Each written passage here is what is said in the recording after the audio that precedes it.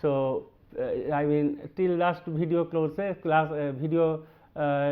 classes we have seen that we have done up to DC circuit, DC first order circuit. Now we will start for your AC circuit. First what we will do, we will take the single phase AC circuits, then we will go for your resonance and as well as that maximum power transfer theorem for AC circuit, and then we will take that your 3 phase AC circuits, and after that we will consider single phase transformer. And and in the brief introduction everything has been discussed. It is only for the first year level, whatever little bit is there. Then 3 phase induction machine, there also up to equivalent circuit and few examples, and after that DC machine, that is DC motor mainly, right. So, first we will now we'll start with single phase AC circuit, right. So, before starting with a single phase AC circuit, what we have to see is that we have to what to call see that how EMF is generated, little some basic ideas, So, before giving mathematics and other thing, just for example, suppose you have 2 magnetic pole, this is your N pole and this is your S pole, right, N pole, and one coil is there, this is the one side of the coil, this is other side of the coil, this is side A and this is side B, and by some means it is called prime mover. Say this coil is revolving, it is rotating in the anti-clockwise direction, it is shown here, it is rotating in the this is rotating in the anti-clockwise direction, right. Now, when it is in the diagram whatever it has been drawn, so it is actually in the horizontal position, right.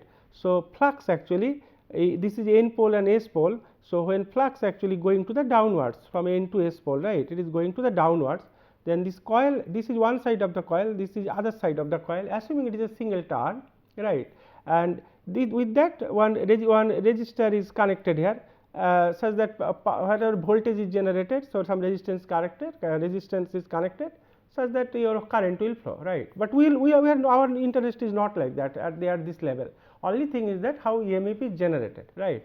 So, when it is a horizontal position, then this side of the coil and this side of the coil, this is actually will be outside of the your what you call that flux region, right, because this is basically your in between N and S, it is a constant magnetic field, but when this coil is revolving, it is cutting the flux, right.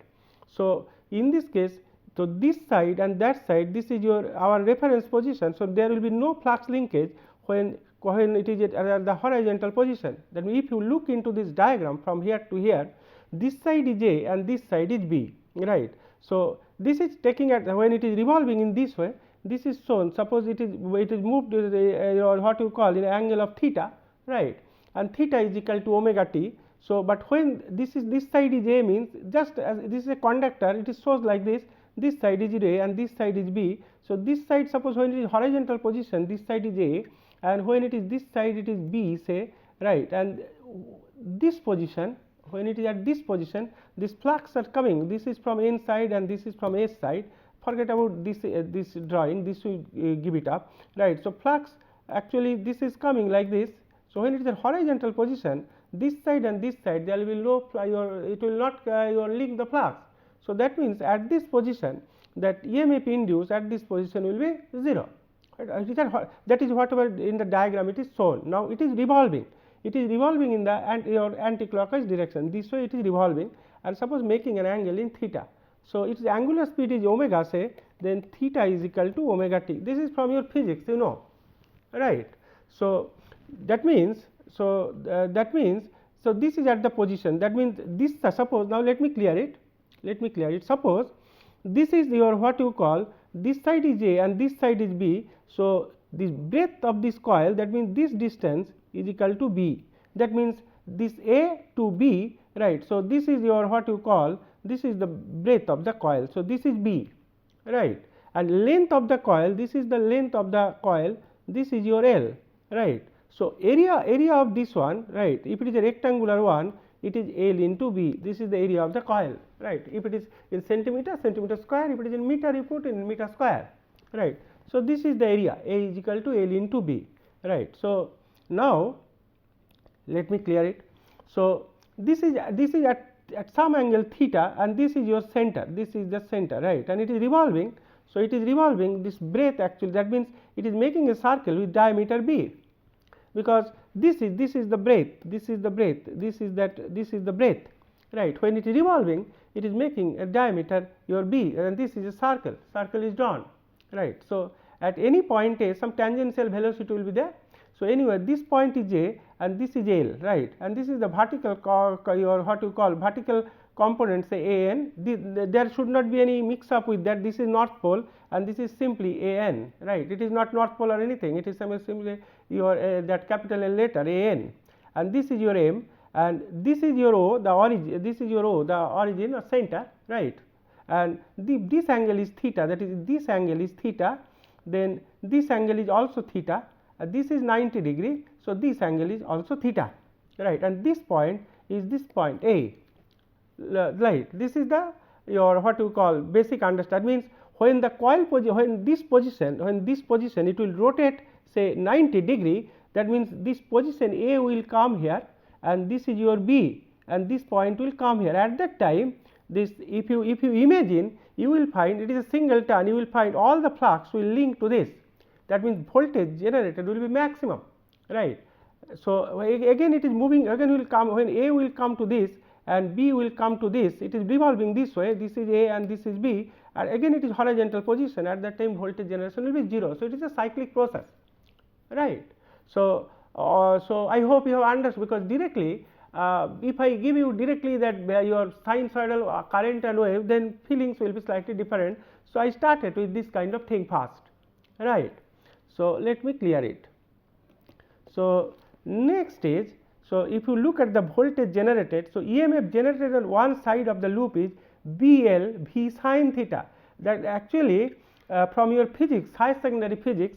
So when the coil is revolving in a constant magnetic field, is EMF generated one side of the loop, it is because it is a loop, it is a coil A B, it is a coil, so it is a loop, it will be BL V sin theta, right. So B actually flux density, that is in Tesla or Weber per meter square, and L I told you, this is the length of the your L is the your, this is the length of the coil, right, this is the length of the coil, right, and V is the tangential velocity, that is V is equal to omega t, we will see later, and this is sin theta, this is BLV sin theta volts, right, and this side is the one side of the coil, this is another side of the coil, so two sides, therefore total EMF generated will be 2 BLV sin theta volts, right.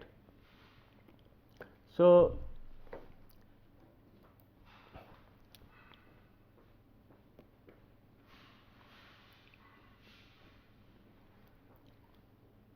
just hold on. So in this case, now V is the tangential velocity of the conductor, right. So it will be B by 2, that is, it is B by 2 means the radius, right. So this is your, this is the diameter, B is the breadth, basically when it is revolving it is actually diameter, right. So B is equal to your what you call the diameter, so it is basically B by 2 is the radius. So omega V is equal to your V is equal to basically your 2 pi nr, right. So nr, and r is equal to your B by 2, this is your B by 2, so that is why 2 pi nr, right. So that is B by 2, so that is equal to pi bn meters per second, this is your tangential velocity, right. N is given speed in rps, revolution per second, B is the breadth of the loop in meter, I told you, L is the length of the one side of the loop in meter, and B is equal to flux density Tesla or Weber per meter square, right. And A is equal to, I told you, the LB, the area of the loop in your what you call in square meter, or so in this mathematical expression, that A will be in the meter square, right. So this is from your high secondary physics. Now suppose, let me clear it. Now therefore EMF generated in the loop will be E is equal to, small e is equal to your, this small e is equal to 2 pi BAN sin theta, right. So what you do in this expression, let me clear it. What you do in this expression, right, you know that BLV sin theta, you put in this expression V is equal to pi BN, I mean if you put in this expression, it is 2 BL into your pi BN, right. So that is equal to V, then your sine theta. So, L into B, this L and B is equal to A, and you put in this expression, then it will become, put in this expression, then it will become 2 pi BAN sine theta volt, right. So, let me clear it. So, in this case, this is your 2 pi BAN sine theta volt. Now, if the loop is replaced suppose by a coil, so you have n number of turns, right, you have n number of turns, then total your EMF generated will be, that in the coil will be 2 pi BA, you multiply this term by capital N, N is the total number of turns, say. So, it will be 2 pi BA capital N into small n sine theta volts, right. So, is equal to, we can write that that means the maximum value of the EMF generated EM will be 2 pi BA small n into capital N, right. This is the maximum EMF generated, right, and if you want you can put this much of volts, right. So, an instantaneous value of EMF generated in the coil will be then E is equal to EM sine theta, right, is equal to 2 pi BA capital N small n into sine theta volts, right. This is the thing. Now, theta is the angular displacement in time t second. So, let me clear it. So, in this case, when this coil is moving, right, I mean this is rotating, rather it is rotating. So, theta is rotating. So, theta actually is equal to omega t, that is 2 pi n t, because it is rotating. So, let me clear it. So, that means if you put like this, your theta is equal to omega t, that is 2 pi n t, omega is angular velocity in radian per second, then your what you call, then this equation, that this equation E can be written as your EM, right, then your sine omega t, right, because theta is equal to omega t, we are replacing theta by omega t, and this is your EM. So, E is equal to EM sine omega t. So, this is the expression for the sinusoidal voltage, right. So, E is equal to EM sine omega t, EM is the maximum value of the voltage generated, right. So, then this is the sinusoidal EMF, that E is equal to your little bit we have to understand here, right from the beginning. That is why we have started from the scratch rather than going to the phasor and other. First we have to this stuff, because complex number will be involved again and again here, right. So, E is equal to, now I told you that E is equal to your capital EM sine omega t, right. So, this is actually this your what you call. So, if you plot it, so this is from 0 to 2 pi, it is completing one cycle, right, because this is going like this and going like this, and continuation, it is continuation, and theta is equal to omega t, right. So, this is your maximum value, this is your maximum value EM, and this side plot is actually E is equal to this thing, the maximum value, and this side is your what you call, this is, it is cycling, though this side is a minus EM, this side is a plus EM, and this is 0, this is pi by 2, this is pi, this is your 2 pi, right. So, this is theta is equal to omega t. This is for your what you call, for your single, if you look into that, it has N pole and S pole and single pair of poles, right, sorry, see your one pair of poles. Now, if an AC generator, so let me clear it. Now, if an AC generator has p pairs of poles, right, when you have N pole and S pole, right, so it is one pair of pole, so it is p is equal to 1, because we are taking up a pair, not two pole, 4 pole, we are taking pair of poles. Suppose if you have, let me delete, if you have, look at this your what you call, just hold on. Suppose you have here, I have made it initially here. Suppose if you have here, it is N pole, here it is S pole, N pole, S pole, and it is revolving like this. It is revolving like this. So, here in this case you have P is equal to 2, that is 2 pairs of poles, right. So, here it is NS. So, 2 pair, your P is equal to 2 pairs of pole. So, if it may be more also, it does not matter. So, when we are talking here, we will talk pair of poles instead of number of pole. If you say number of pole, then in this case it is P is equal to 2 poles, but when we are talking about pair of poles, it is 1 and 1 together. So, it is one pair of poles, that is N and S, and here it is P is equal to 2, because 2 pairs of poles, right. So, if it is so,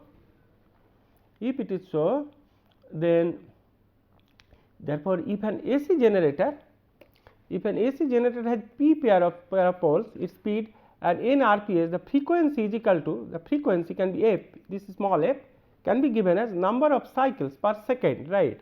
You have heard that our frequency is 50 hertz. In Indian system, our thing is actually 50 hertz is commonly practiced in India, most of the countries. In USA, Canada, it is 60 hertz, and in Japan, I think it has 60 hertz and 50 hertz, both are there, right. But India is 50 hertz. 50 hertz means it is 50 cycles per second. This is the frequency, right. So 50 cycles per second. So that means so in this case the PAP is the number of cycles per second. 50 hertz frequency means it is 50 cycles per second, right. Here you show it is 1 cycle. So if you have sinusoidal waveform, so it will complete 50 such cycles in 1 second, right. Then you can find out 1 cycle will be completed by 1 upon 50 seconds, that is 0.0 or what you call 0.02 second, right. So now question is that your this number of cycles per second, that is f. So this can be written as number of cycles per revolution into number of revolution per second. I mean, if you write like this, it is number of cycles per revolution. So you can write number of cycles per revolution into number of revolution per second. So it is revolution per second, right. So number of revolution per second. So in that case, what will happen? So it basically it will cancel and it will become number of cycles per second. So that's why number of cycles per second we are writing number of cycles per revolution into, this is into number of revolution per second, right. So number of cycles per second, actually it will be number of pair of poles, right. So if you have 1 pair of poles, it will make your what you call, it is number of cycles per revolution, it will make 1 cycle per revolution, that is your, it is it is electrical thing. So in this case that's why it is n pole and s pole, that here I have written ns, right. So it is electrical thing, although if it will make your one rotation, if it is only n and s pole, then it is 1 cycles per second, right. But if it is made if you have 2 pairs of pole, although it will make your what you call that your 360 degree rotation, but electrically it is not, right. So electrically it will be 2 cycles, right. So that means here if you look into that, it is P is the number of cycles per revolution, right. So if you have 1 pair of pole, that it will make 1 cycle per revolution, because it is electrical quantity, it is you are not looking at the mechanical thing, we are looking at the electrical thing, ns.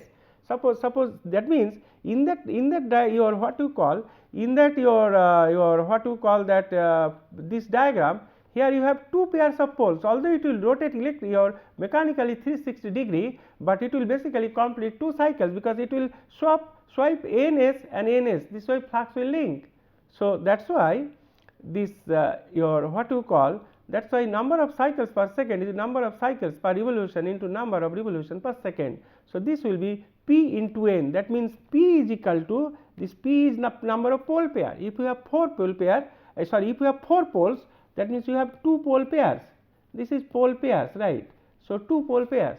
So in this case, your number of cycles per revolution means it will make 2 cycles per revolution, although mechanically it will rotate 360 degree, but electrically it will make 2 cycles per second, right, because you have 4 pole, that means 2 pole pair. So later when you will learn your much more thing in the, if you are an electrical engineering student, when you will go for your second year or you will study electrical machines, at that time you will learn much in detail, right. But this course, just to give you some basic ideas, this is the idea, that if you have number of pole pairs is equal to number of cycles per revolution, this you have to keep it in your mind, right. So for example, that one small example I have taken for a 4 pole generator, right. So and frequency is 50 hertz, say f is equal to 50 hertz, right. Then n is equal to f by p, because f is equal, this is the formula, f is equal to np, this is the formula, this is the f is equal to pn, right. So n is equal to then f by p, and if f is equal to 50 hertz and p is your what you call, it is a 4 pole generator, that means p is equal to 2, because it is 4 pole means 2 pairs, n and s it has to be there. So basically 2 pairs. So that means 50 by 2, it will be 25 RPS, right, revolution per second, and if you 1 minute is equal to 60 seconds, so multiply by the 60, so it will be 1500 RPM, right, revolution per minute. So that will be your N. I hope you have understood this, right, because before going to AC circuit or average value, mean value and other thing, I hope you have understood this, that how EMF is generated. Instead of directly starting by taking E is equal to Em sin omega t or I is equal to Im sin omega t, I thought that I will start little bit with this kind of concept, such that your our understanding will be little bit turn better, right. So that's why I have started with this one first, then we'll come to the mean value and average value. So this is an idea to give you how EMF is generated and how the your load and other thing is connected, that is beyond the scope at the first year level. So that's why just let me clear it. That's why your in this diagram this part, that this is a load, right, and this is connected. I didn't mention anything because at this stage not required, right. So only when you will study DC machine or DC motor little bit, at that time I will tell you similar philosophy, I will tell you how it is converted to DC, because this AC quantity is generated, right. So to start with AC single phase circuit, I thought this will be the best one, and this side is upper side is N and this side is S, right. This is the flux moving from N to S, by coming from N to S, right. So this way this is the sinusoidal EMF generated. Instead of taking E is equal to Em sin omega t, I have taken this one just for your understanding only, right.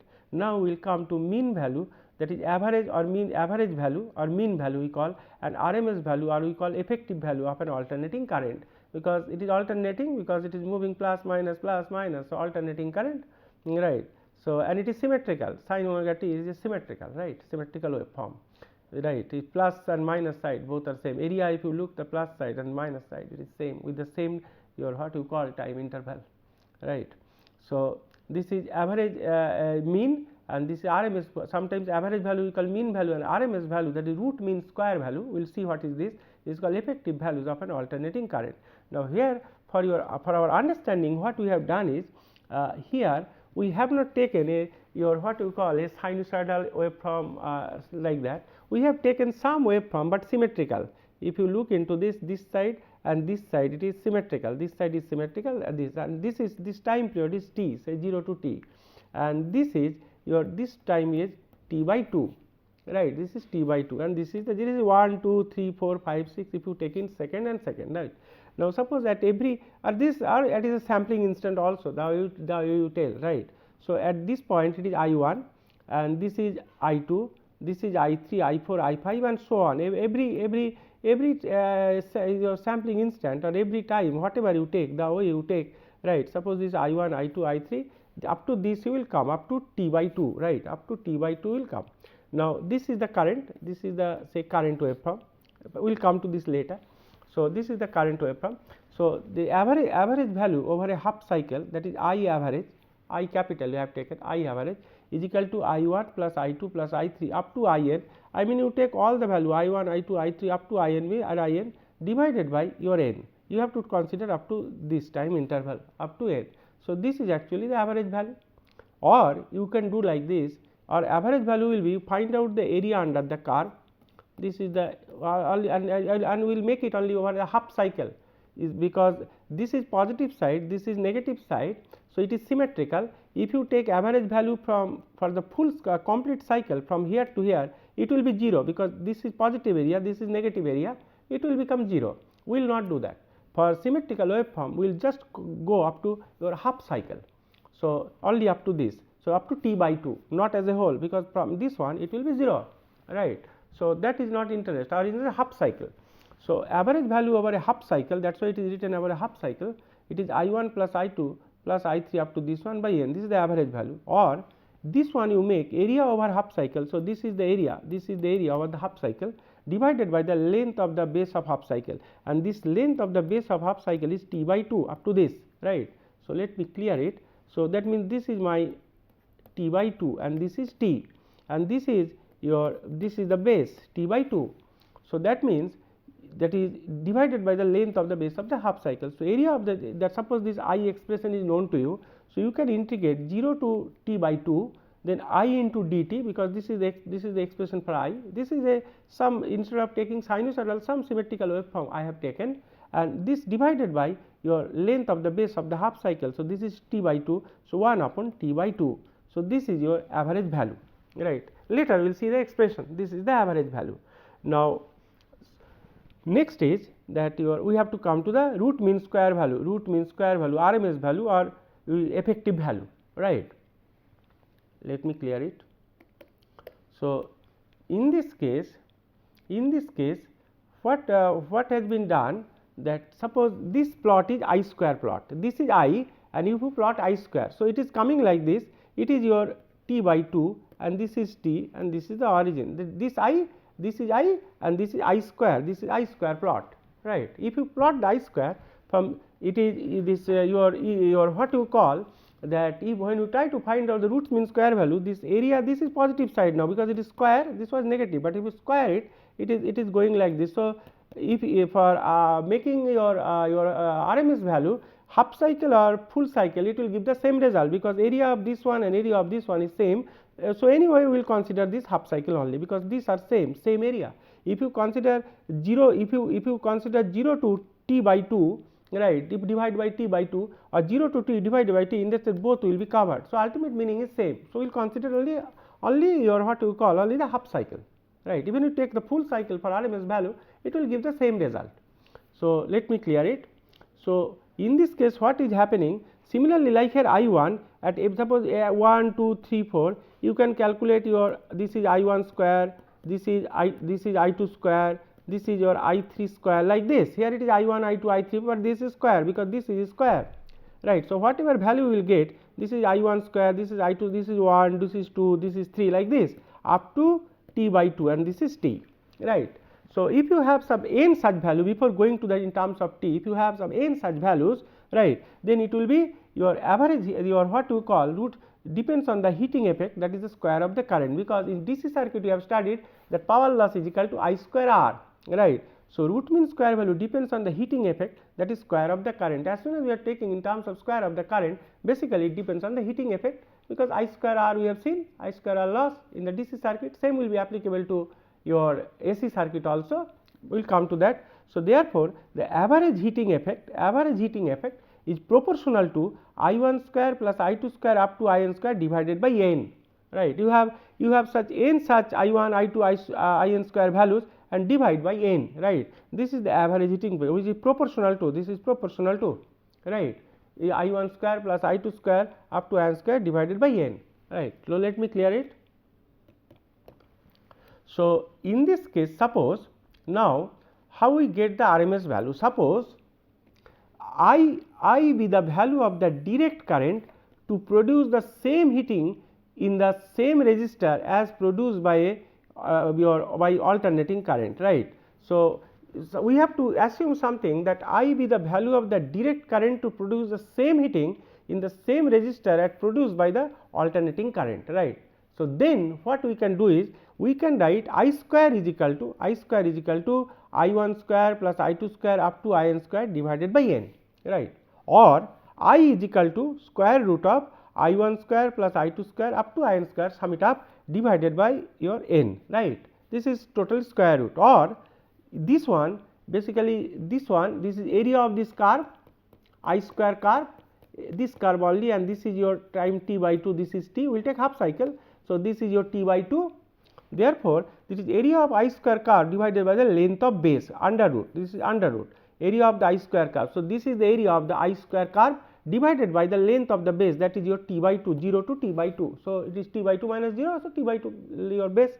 So, length of the base, that is over a half cycle. Even in a full cycle also it will give the same result, because this area and this is symmetrical. So, it has the same area, right. So, over a half cycle. So, that means this can be written as your 0 to t by 2 I square dt, and this is your little bit, this is your t by 2, 1 upon t by 2, right, 0 to t by 2 I square dt, right. So, this way you can find out that what is the value of your what you call I value, and this is called your RMS value. Root mean square value or effective value, and average value sometimes we call mean value, right. So that means, let me clear it. That means for average value directly we are taking half cycle. For root mean square value, first we are squaring it, square that your I square, right, and accordingly that heating effect actually proportional to the your square of the current. So it is average heating effect is proportional to this, right, this, and therefore I square we write like this, I1 square plus I2 square plus IN square upon n, and therefore I is equal to square root of I1 square plus I2 square up to IN square by n, right, this is n, right, and is equal to square root of area of I square curve by length of base over a half cycle. Everything I have written. So this is basically square root of 1 upon t by 2, then 0 to t by 2 I square dt, right. So now if you come to this, the average and RMS value of sinusoidal voltage or a current. Thank you very much. We will be back again.